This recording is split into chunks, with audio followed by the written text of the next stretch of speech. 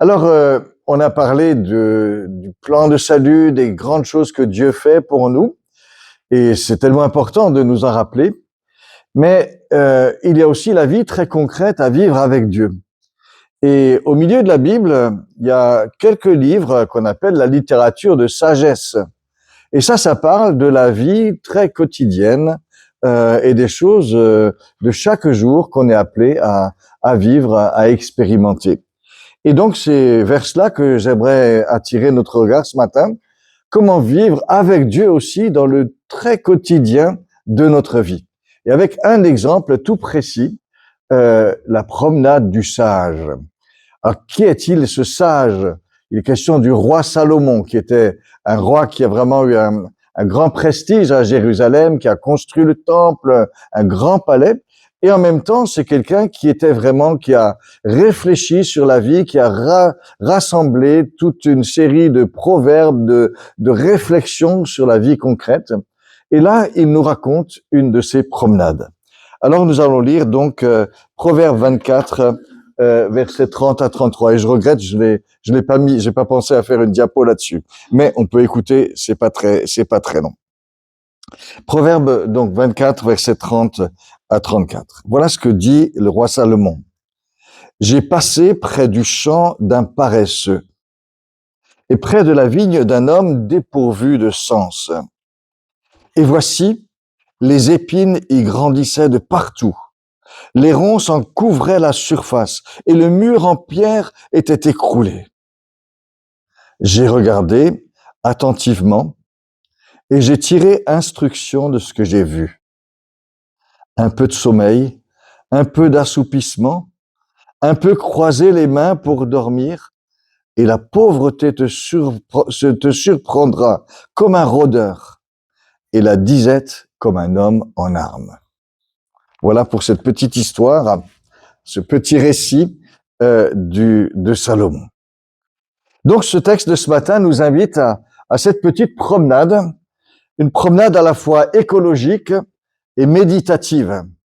Et en bonne compagnie, le roi Salomon, un sage. Alors on imagine assez volontiers que de temps en temps, un homme comme lui, un roi, devait prendre plaisir à laisser son palais, à laisser ses fonctions, à laisser sa tenue royale pour simplement prendre un chemin de campagne et se retrouver au calme, au contact des choses simples de la vie et du terroir. Et c'est comme ça qu'il voit ce champ en se promenant.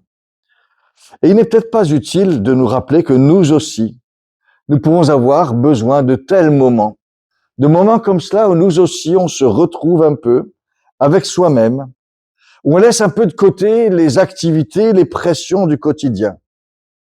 Prendre un chemin tranquille, à la campagne ou en montagne, au calme, au grand air, dans la nature. Ça fait du bien, cela ressource. L'esprit est libre. On peut penser tout en marchant. On peut prier aussi tout en marchant, réfléchir, méditer, sans être toujours coincé dans ce qui fait notre vie, dans nos horaires et tout cela. Et c'est ce qui se passe pour notre sage dans notre texte. Il a pris le temps d'une marche et chemin faisant, il s'est laissé arrêter par ce qu'il voyait. Ce champ qu'il voyait, il s'est arrêté, il a réfléchi, ça lui a donné à penser. Il n'était pas parti pour cela, mais sa promenade l'a conduit à cette petite réflexion qu'il nous livre tout simplement. Et nous allons le suivre d'abord dans sa démarche, et puis ensuite dans ce qu'il a vu et dans ce qu'il a tiré comme leçon. D'abord, la démarche du sage. Il dit, j'ai passé près d'un champ, j'ai regardé et j'ai tiré instruction de ce que j'ai vu. Voilà un homme qui a tout un bagage de connaissances et de savoir. Il est roi, il est sage, il est cultivé, il a fait des lectures. Et en passant près d'un champ, en regardant ce champ, il apprend quelque chose, il tire instruction. Et je trouve qu'on a ici une belle illustration de ce qu'est la sagesse. La sagesse que la Bible nous invite à cultiver, à rechercher. La sagesse, c'est pas simplement connaître beaucoup de choses. C'est pas simplement avoir une grande somme de connaissances. Pardon. Euh, euh, les Grecs pensaient cela, que pour que la sagesse, c'était vraiment la sagesse intellectuelle, la réflexion abstraite. Dans la Bible, la sagesse, c'est le fait de mettre en relation plusieurs choses. D'abord, oui, la connaissance et le savoir des choses. Nous avons besoin de savoir certaines choses, mais c'est mettre aussi ça en relation avec les choses de la vie, très concrètes, et tout cela dans l'amour pour Dieu et le respect de sa parole. C'est ça ce qui fait les ingrédients de la sagesse dans la Bible. Il faut des connaissances, et puis il y a le très concret, et puis la parole de Dieu qui nous guide pour bien comprendre les choses, et l'amour pour Dieu qui anime nos cœurs. Et donc, ce texte que nous lisons et toute cette littérature de la sagesse nous disent que les choses de la vie ont une vraie place dans la vision biblique de la foi. Hein? La foi, parfois, bien sûr, nous fait regarder plus loin que l'immédiat, nous fait penser plus loin, nous amène à vraiment compter sur Dieu pour beaucoup plus que l'immédiat. Mais en même temps, la foi, elle ne nous fait pas vivre dans un univers parallèle. Au contraire, la foi, elle nous ancre dans la réalité. Car notre réalité découle de la création de Dieu. Le monde qui nous entoure, c'est vraiment le monde que Dieu a créé. Les relations que nous avons les uns avec les autres, c'est ce que Dieu veut pour nous. Tout cela, ça fait partie vraiment de notre vie. Et la vraie spiritualité inclut vraiment ces choses de la vie. Ici, en tout cas, c'est au détour du chemin que le sage qui se promène voit un champ, un bout de vigne, et c'est ça ce qui lui donne l'occasion de réfléchir, qui lui donne matière à réflexion. Et ça vaut la peine juste de s'arrêter à ce simple fait. Bon, notre sage aurait pu passer à côté de ce champ, sans en tirer le moindre enseignement. Ça n'aurait pas été dramatique, on ne peut pas tirer un enseignement de tout ce qu'on vit, hein. Mais quand même, souligner le fait que il s'est vraiment arrêté et qu'il a vu ce champ, ça nous rappelle l'importance de savoir prêter attention aux choses et d'avoir une disponibilité du regard à ce qui nous entoure. C'est si facile de marcher sur les chemins de la vie en voyant que les rails qui enferment notre regard. Et parfois, on peut être très enfermé. Il y a une chose qui nous préoccupe et puis on pense qu'à ça, on voit rien d'autre, on n'est que pris par cela. On peut être complètement polarisé par une chose qui nous préoccupe. Parfois, on est tellement stressé qu'on ne voit pas ce qu'il y a autour de nous. Parfois, on se fixe uniquement sur ce qui est rentable ou utile.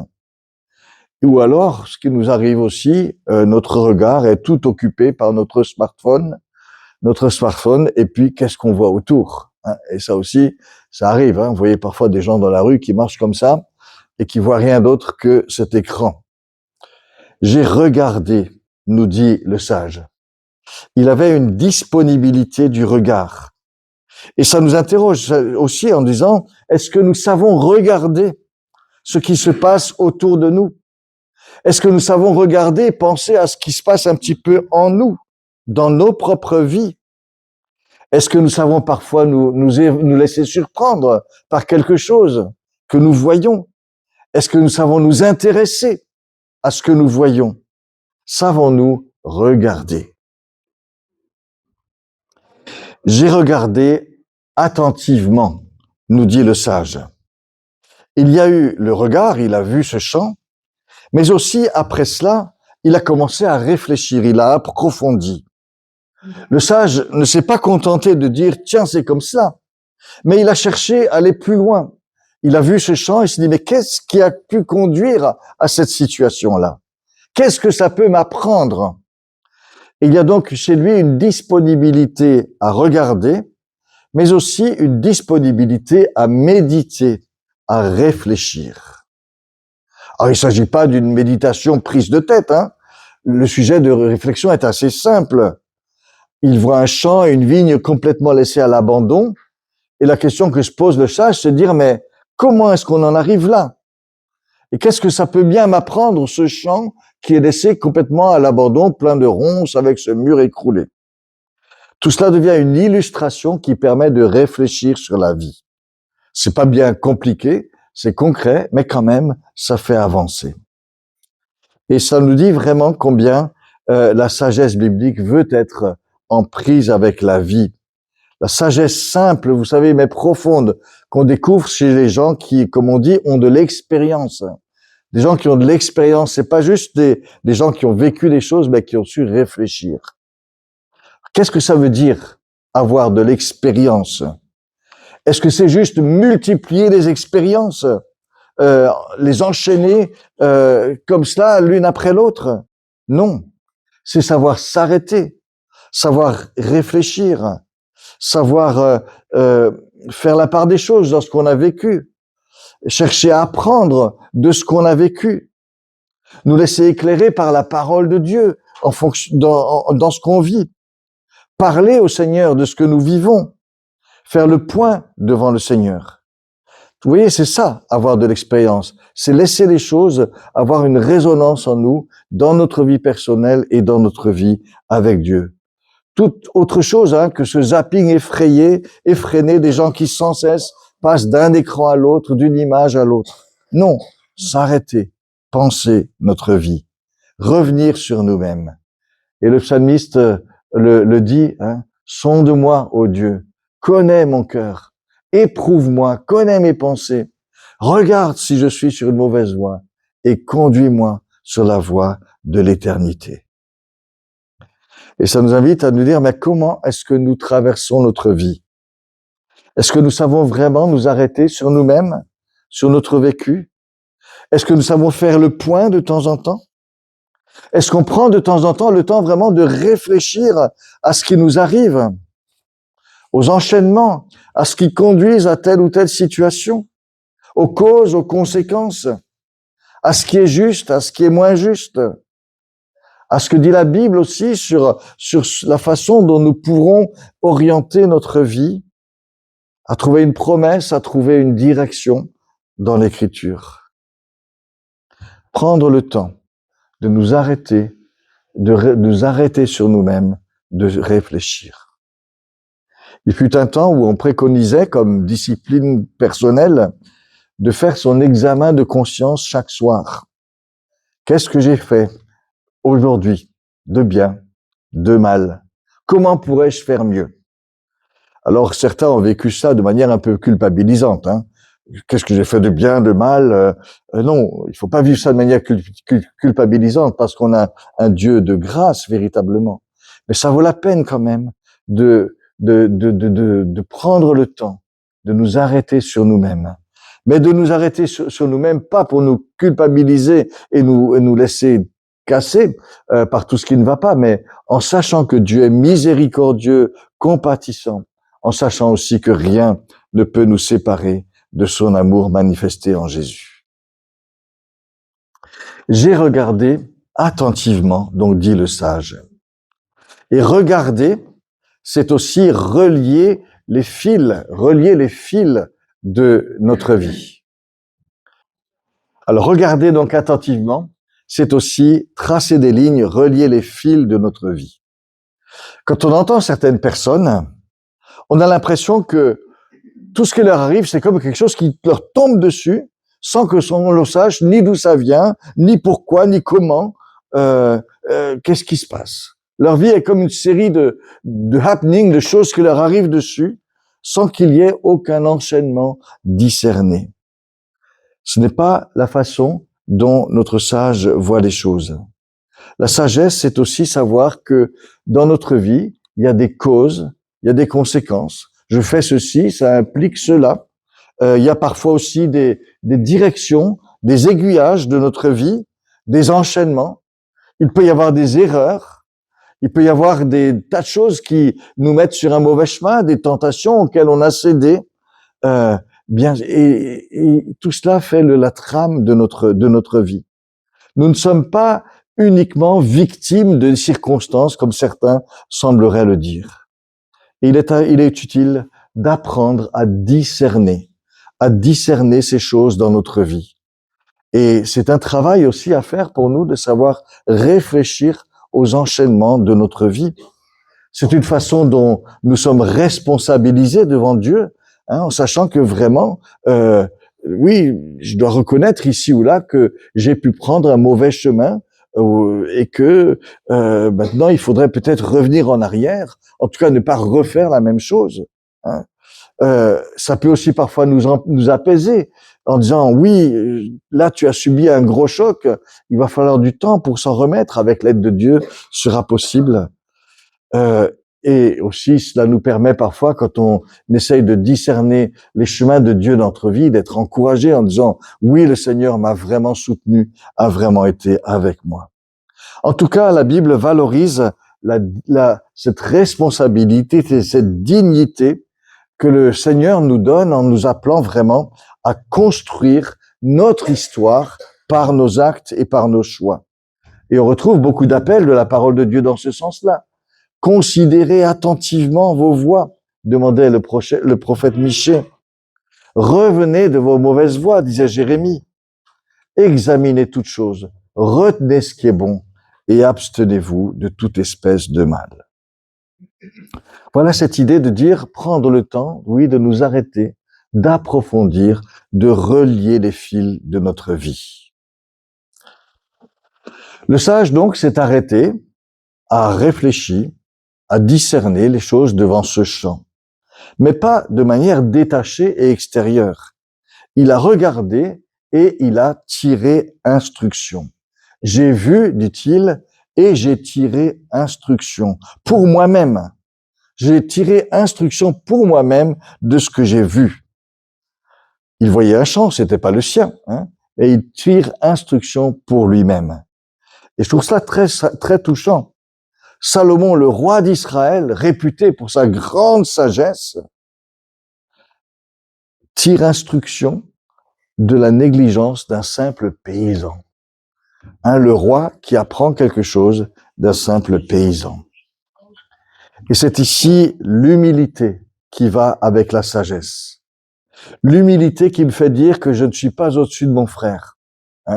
Il voit ce champ négligé et il pense pas que lui, il est au-dessus de celui-là parce qu'il est le roi Salomon. Non, non, ça le fait réfléchir aussi à sa propre vie. Et ça nous rappelle que nous sommes tous de la même pâte. Ce qui lui arrive à lui peut m'arriver à moi aussi. Je ne suis pas au-dessus du lot. L'humilité qui va avec la sagesse. Et c'est vrai, avoir cette humilité, c'est quelque chose qui vraiment enrichit notre vie. Ça permet d'abord un accueil vraiment de chacun. Et on sent la différence quand on discute avec quelqu'un, de quelqu'un qui vous regarde un petit peu de haut et quelqu'un qui est là dans une attitude d'écoute et qui veut aussi apprendre de ce que vous vivez, de ce que vous avez à dire. Mais cette humilité, c'est aussi ce qui permet vraiment de recevoir instruction très largement de ce que l'on voit autour de nous. Je suis prêt à apprendre de tas de situations. Je suis prêt à apprendre de tas de personnes dans leurs expériences. Je suis prêt à apprendre de ce que je peux comprendre des autres. Et c'est vrai que souvent, quand on discute avec quelqu'un, on apprend de cette personne et on s'enrichit. On le fait aussi régulièrement quand on lit la Bible. Quand on lit la Bible, on a des tas d'exemples de personnes. Et Dieu a voulu nous donner aussi ça comme manière de grandir et d'apprendre. On voit la vie de tel personnage de la Bible, et ça nous apprend ce qu'il faut faire, ce qu'il faut pas faire. Vous voyez, et c'est important d'avoir cette humilité. Mais je trouve que parfois on est un peu dur avec les gens de la Bible. On a presque l'impression que nous on est au-dessus d'eux, qu'on ferait pas comme eux. Le sage, lui, il a eu l'humilité de dire oui, je peux apprendre de ce qui s'est passé pour ce paysan avec son champ. Je pense aussi que on peut apprendre par toutes sortes d'autres moyens, et je trouve c'est utile parfois de lire d'autres choses que la Bible, de lire il y a des bons films, il y a de la bonne littérature qui nous permet aussi d'apprendre beaucoup de choses sur la vie. Alors bien sûr, après on va y réfléchir en fonction de la Bible. On va respecter le Seigneur, c'est lui qui est notre norme. Mais il y a place aussi pour cette ouverture d'apprendre largement. Et les proverbes, d'ailleurs, nous le montrent, puisque dans cette littérature qui valorise vraiment la crainte du Seigneur comme le commencement de la sagesse, il y a aussi des apports de la sagesse d'autres pays du Proche-Orient qui sont intégrés.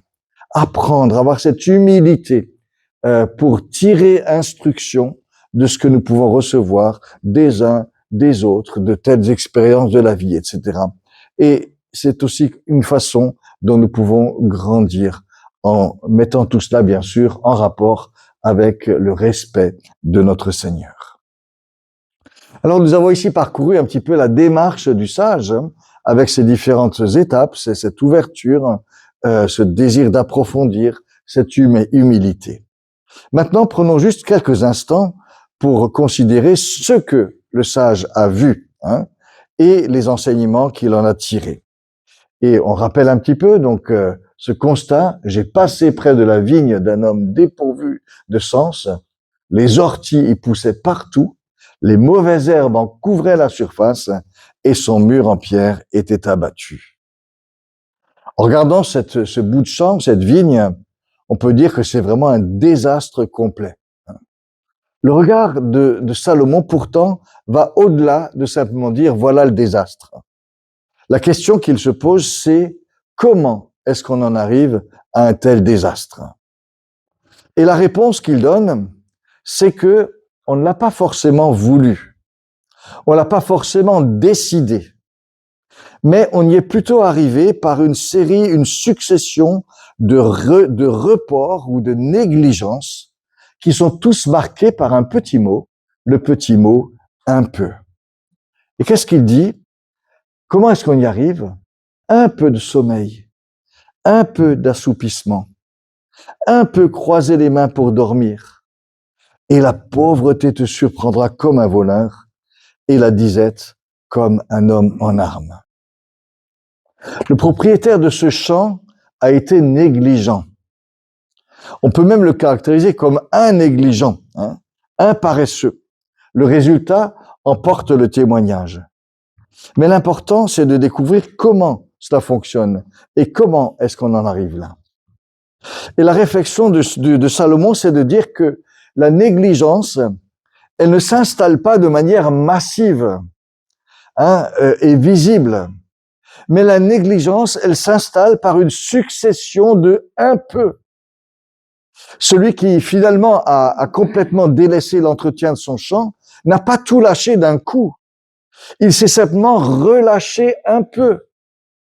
Une fois, et une autre, et encore un peu. Et c'est comme ça qu'on est arrivé au désastre total. On ne cède pas sur toute la ligne, on concède un peu. Et c'est en fait la répétition des un peu, des petites reculades, des petites concessions, des petits reports. C'est en accumulant ces choses-là que tout d'un coup, on se retrouve dans la situation où on a tout concédé, tout abandonné, tout lâché. Et ça nous dit vraiment que la négligence est vraiment une réalité subtile. Elle n'opère pas à visage découvert. On peut même avoir des raisonnements très légitimes pour se dire qu'on peut être un peu négligent. Comment se refuser un peu de sommeil après qu'on s'est convaincu que un tout petit peu de retard, on arrivera à le rattraper. Pas de problème, on y arrivera. On peut se raisonner facilement. Ne pas entretenir ma propriété aujourd'hui ne va pas en faire aujourd'hui une jungle de ronces. Donc je peux me raisonner, me tranquilliser facilement. Un peu, c'est tellement insignifiant. Mettre un peu de délai avant quelque chose que je sais que je dois accomplir, c'est qu'un peu.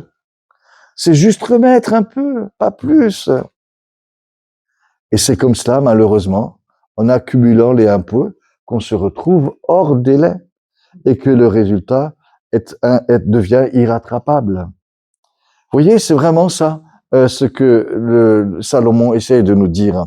Et c'est sa réflexion en face de ce champ, cette vigne qu'il découvre avec plein de ronces, etc. Et donc, il nous avertit que certains réveils peuvent être brutaux. Hein. La pauvreté te surprendra comme un voleur. Et les conséquences sont parfois musclées. Hein. La misère te surprendra comme un homme armé. Ça rappelle que nos négligences ont des conséquences. Hein. La réalité, quand il faut y faire face, elle devient incontournable.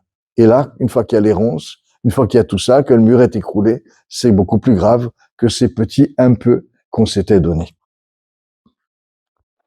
Et voilà donc que ce chant, observé par le sage, nous rejoint à présent. Et ça nous invite aussi à considérer notre vie à sa lumière. Bien des domaines de notre vie peuvent être représentés par ce champ, cette vigne. Hein, on pense par exemple à notre vie personnelle avec Dieu. Elle demande, elle aussi, à être entretenue. Elle a besoin d'entretien. Et ça nous arrive aussi, reconnaissons-le, de dire quand il s'agit de prendre du temps pour s'approcher de Dieu, oui, je le ferai, mais plus tard. Juste un peu de délai parce qu'il y a encore ça ou ça ou ça à faire avant. Ça vous est déjà arrivé? C'est facile de dire cela. Hein? Et on peut remettre cela. Et si on répète ça régulièrement, on va découvrir qu'on a moins faim, qu'on a moins soif de Dieu. Et bientôt, on va se retrouver tout sec. On n'a rien refusé. On n'a rien refusé. On a juste reporté. Et ça nous rappelle que c'est dans la régularité que notre vie spirituelle s'alimente. Plus je m'approche de Dieu, plus j'en ai envie. Moins je m'approche de Dieu, moins j'en ai envie. Ça fait partie des réalités de notre vie spirituelle. Et c'est pourquoi nous sommes invités par cet exemple du sage aussi à bien veiller sur la régularité de notre vie spirituelle, comme un bon jardinier qui veille à l'entretien quotidien de son jardin. Et demandons vraiment à Dieu son aide là où nous en avons besoin. Donc ça, c'est un peu le champ de notre vie spirituelle, hein, où nous devons veiller aussi à cette régularité. On pense aussi au champ de nos responsabilités, de nos relations. Là aussi, parfois, on peut se rassurer à bon compte en disant « Oui, je sais que j'ai promis de faire ça à cette personne, je le sais. Oui, il faudra que je change cette chose-là. Oui, je devrais voir telle personne, je devrais régler ce malentendu, je le sais. » Et c'est facile de dire « Je le sais, je dois le faire, je le ferai. » Tout en remettant la décision, malheureusement, à plus tard. Aujourd'hui, ça va pas trop, mais demain, je le ferai. Demain, je le ferai, ça, pour sûr. Et demain, on remet à après-demain.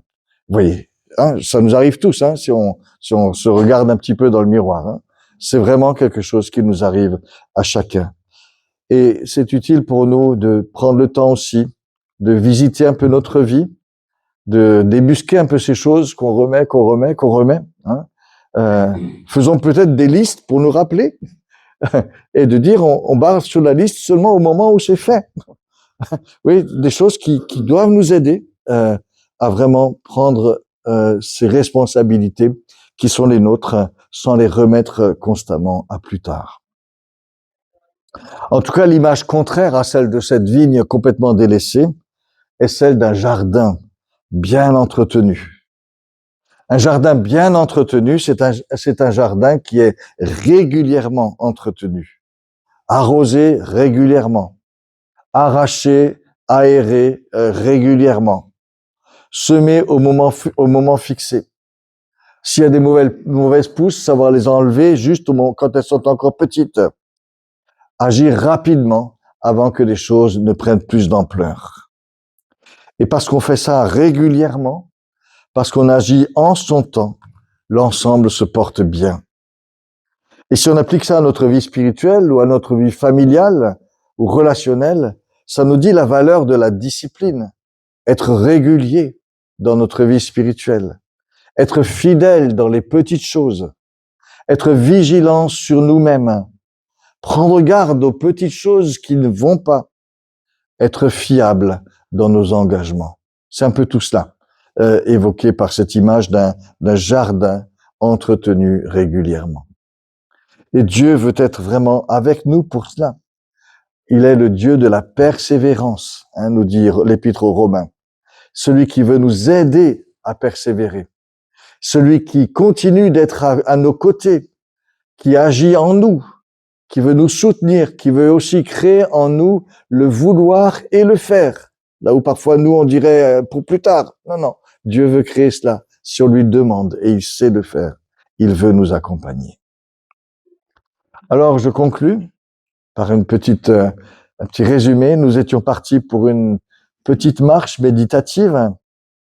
Nous avons recueilli l'importance de savoir nous arrêter, de savoir faire des pauses, regarder autour de nous, regarder en nous, prendre vraiment le temps de ces choses-là, prendre le temps de savoir réfléchir, discerner vraiment ce qui fait notre vie, les enchaînements, les choix, les causes, les conséquences.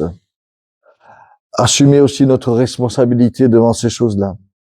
Mais nous avons dit aussi qu'il est important de savoir enrichir notre regard de tant de choses qui peuvent nous apporter et où nous pouvons tirer instruction. Et puis cette marche nous a fait poser le regard sur cette vigne qui est pleine de ronces parce qu'on l'a pas soignée, parce qu'on a mis des délais à faire ce qu'il fallait faire au moment voulu. Et il nous faut la garder, cette image, la méditer, la laisser résonner dans notre vie. Et puis maintenant, nous reprenons notre chemin, celui de la vie quotidienne. Et j'espère que cette rencontre avec le sage a éveillé quelque chose en nous et qu'elle nous donne envie d'aller plus loin. Sachons en tout cas qu'avec le Seigneur, nous ne serons jamais seuls sur notre route et il nous accompagnera. Alors je vous souhaite bonne route encore à chacun.